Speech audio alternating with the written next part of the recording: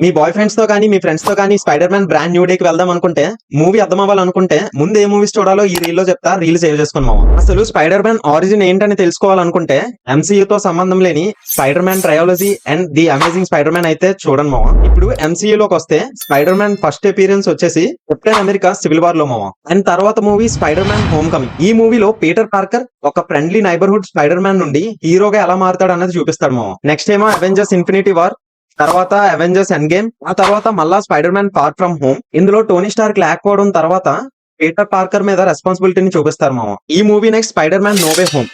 ఈ movie compulsory మామ. Multiverse open అవుతుంది, తర్వాత పీటర్ పార్కర్ లైఫ్ మొత్తం మారిపోతుంది. తర్వాత doctor Strange in the multiverse of madness. Multiverse concept ఇంకా డెప్త్ గా అర్థం అవ్వాలి అంటే ఈ మూవీ చూడండి మామ. నెక్స్ట్ మూవీ డేర్ డెవిల్ మామ. ఇది ఒక optional. Daredevil brand new day లో ఉంటాడో లేదా అనేది మార్వెల్ కన్ఫర్మ్ చేయలేదు.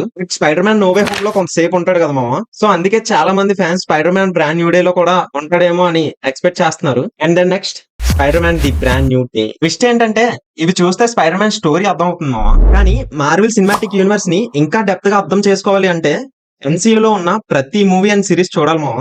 సో ప్రతి movie and series watch order list నా దగ్గర రెడీగా ఉంది మామ. అండ్ అవెంజర్స్ డూమ్స్ డే కూడా అర్థం అవ్వాలంటే ఈ లిస్ట్ పనిచేస్తుంది. ఆ లిస్ట్ కావాలి అంటే MCU లిస్ట్ అని కామెంట్ చేశాను మామ.